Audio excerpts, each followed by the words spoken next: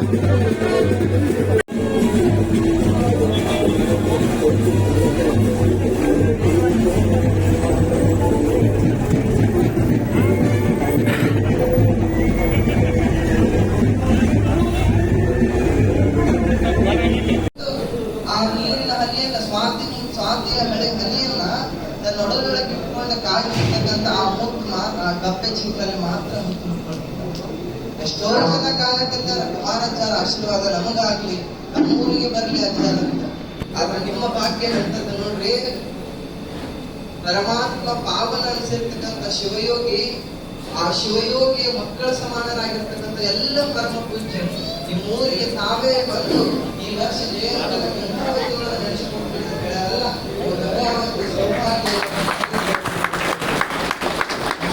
ಹಲವು ಮಾತೇನು ನೀವು ಪಾದವನಿಂದ ನೆಲವೇ ಸುಕ್ಷೇತ್ರ ಜಲವೇ ಪಾವನ ತೀರ್ಥ ಸುಲಭ ಸ್ತ್ರೀಯರು.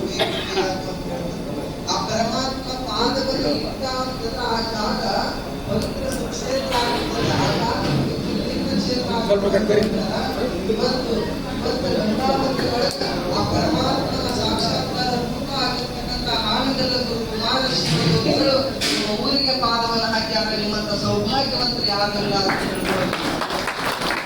12ನೇ ಶತಮಾನದಲ್ಲಿ ಬಸವಣ್ಣನವರು ಒಂದು ವಚನವನ್ನು ಹೇಳ್ತಾರೆ, ನೀನೊಲಿದರೆ ಕೊರಡು ಕೊನರುವುದಯ್ಯ, ನೀನೊಲಿದರೆ ಬರಡು ಎನ್ನುವುದಯ್ಯ, ನೀನೊಲಿದರೆ ವಿಷವು ಅಮೃತಬಹುದಯ್ಯ, ನೀನೊಲಿದರೆ ಸಕಲ ಪಡಿ ಪದಾರ್ಥಗಳಲ್ಲಿದರಲ್ಲಿರಬಹುದು ಕೂಡಲ ಸಂಗಮ ದೇವ.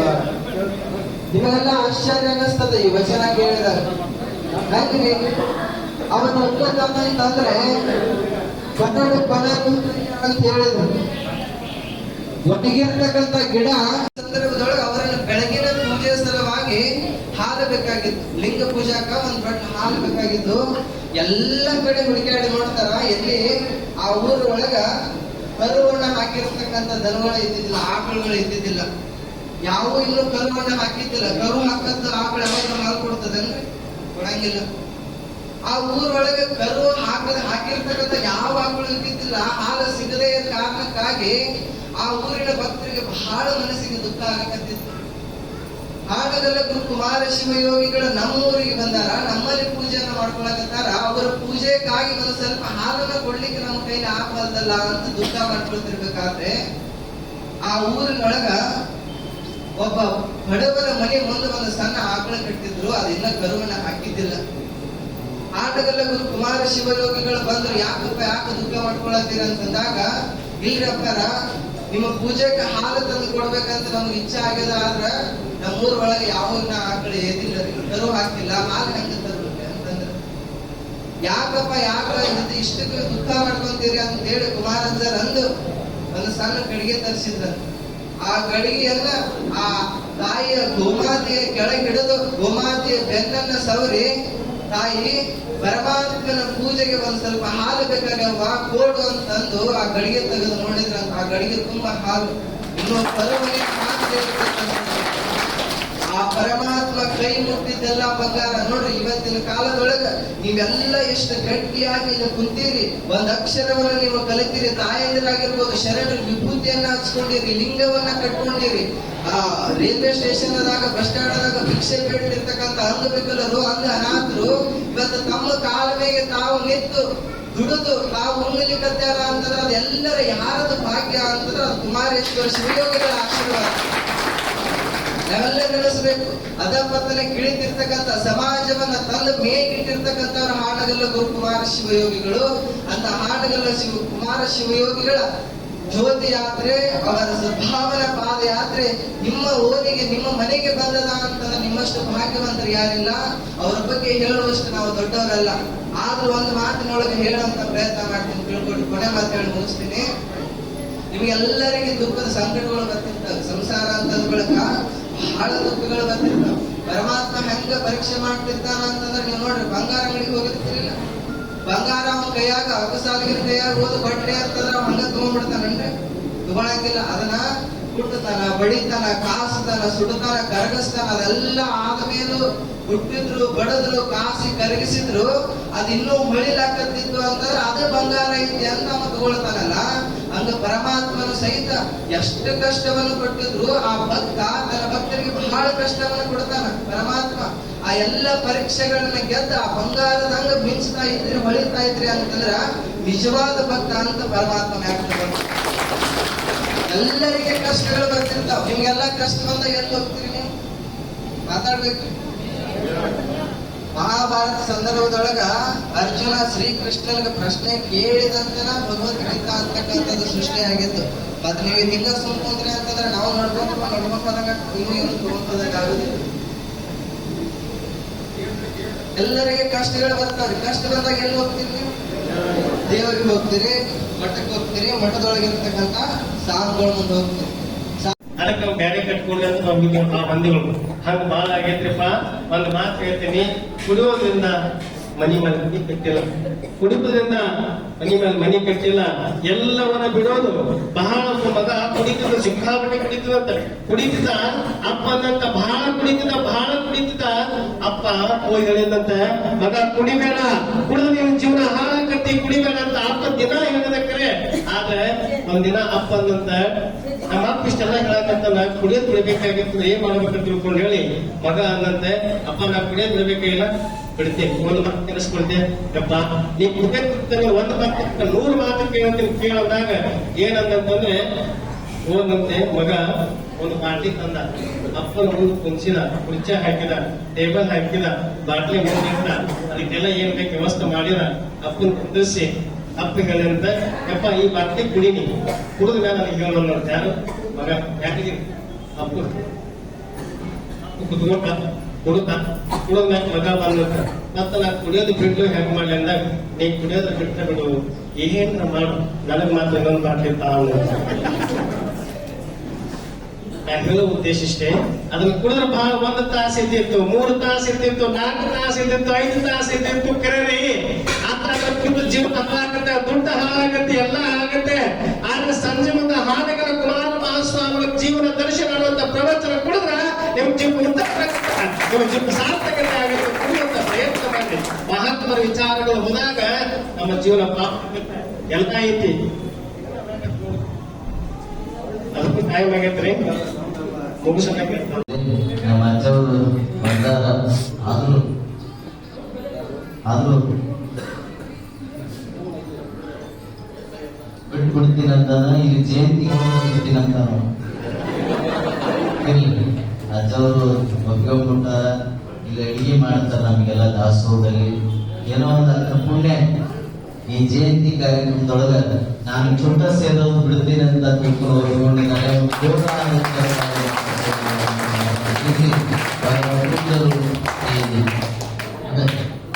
ಆ ಮುದ್ದು ಮಕ್ಕಳು ಅವರು ದೀಪವನ್ನು ಬೆಳೆದಿರ್ತಾರೆ. ನಮ್ಮ ಅಜ್ಜವರಿಗೆ ಚುಟ್ಟ ಇಲ್ಲ, ಕಡಿ ಪಿಟಿಗೆ ಅಷ್ಟು ಹಾಕ್ತಾರ್ರಿ. ಅವ್ರಿಗೊಂದು ರುದ್ರಾಕ್ಷ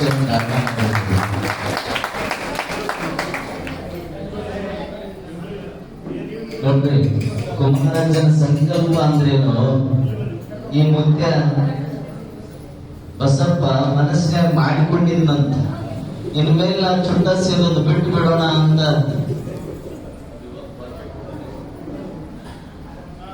ಹೇಳಿದ.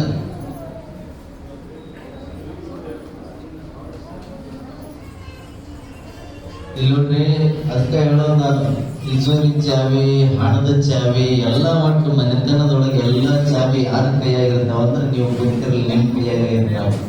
ಅದಕ್ಕೆ ಈ ಅಜ್ಜಿ ಬಂದಾಳ, ನಮ್ಮ ಯಜಮಾನ ಕುಡಿಯೋದು ಬಿಡಬೇಕು, ತಂಬಾಕು ತಿನ್ನೋದು ಬಿಡಬೇಕು ಅಂತ ಹೇಳಕ್ ಬಂದಾಳ. ಆದ್ರೆ ಈಗ ಬಂದಾಳ, ಅವನ ಬಂದಿಲ್ಲ.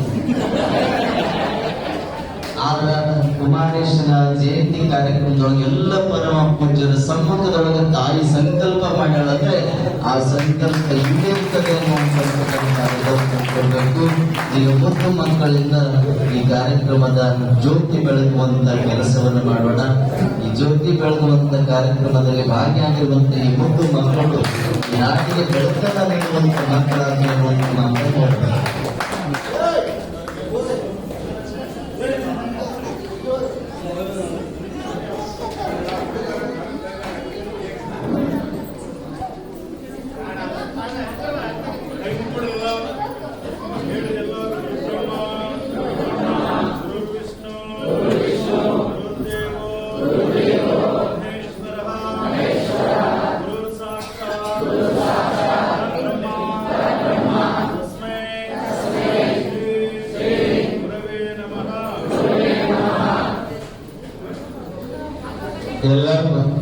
ಎಲ್ಲ ಕುಂತೇವಲ್ವಾ, ಅಲ್ಲೇ ಕುಂದರ್ರಿ. ಶರಣರಿಗೆ ತಾಯಂದರಿಗೆ ರುದ್ರಾಕ್ಷ ಧಾರಣೆಯನ್ನ ನೀವು ಕುಂತೀರಿ ಅಲ್ಲೇ ಬಂದು ನಿಮಗೆ ರುದ್ರಾಕ್ಷ ಧಾರಣೆಯನ್ನ ಮಾಡ್ತಾರ. ಅಲ್ಲಿ ಹೊರಗಡೆ ಗಾಡಿ ಒಳಗ ಕುಮಾರ ಮಹಾಸ್ವಾಮಿಗಳ ಭಾವಚಿತ್ರ ಮತ್ತು ಅವರ ಪುಸ್ತಕಗಳದಾವ. ಎಲ್ಲರೂ ಕೂಡ ಅದನ್ನ ತೆಗೆದುಕೊಂಡು ಹೋಗಿ ಸದುಪಯೋಗವನ್ನ ಪಡೆದುಕೊಳ್ಬೇಕಾಗಿದ್ದ ತಮ್ಮಲ್ಲಿ ವಿನಂತಿ. ಈ ಕಾರ್ಯಕ್ರಮವನ್ನ ಯಶಸ್ವಿ ಮಾಡಿರ್ತಕ್ಕಂಥ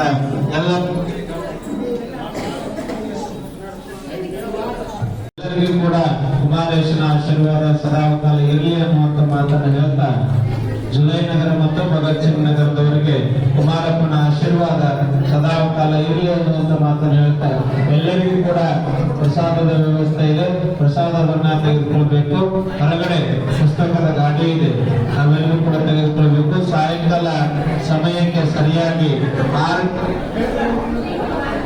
ನೋಡಿ ಉಪ್ಪಿಟ್ಟು ಶುರು ಮಾಡ್ಸಾರಂತ ಪ್ರಸಾದವನ್ನ ತೆಗೆದುಕೊಂಡು ಸಾಯಂಕಾಲ 6:30 ಸಮಯಕ್ಕೆ ಸರಿಯಾಗಿ ಚನ್ನಬಸವಣ್ಣವರ ತಾತನವರ ಮಠದಲ್ಲಿ ಪುರಾಣ ಪ್ರವಚನ ಕಾರ್ಯಕ್ರಮ ನೆರವೇರುತ್ತದೆ.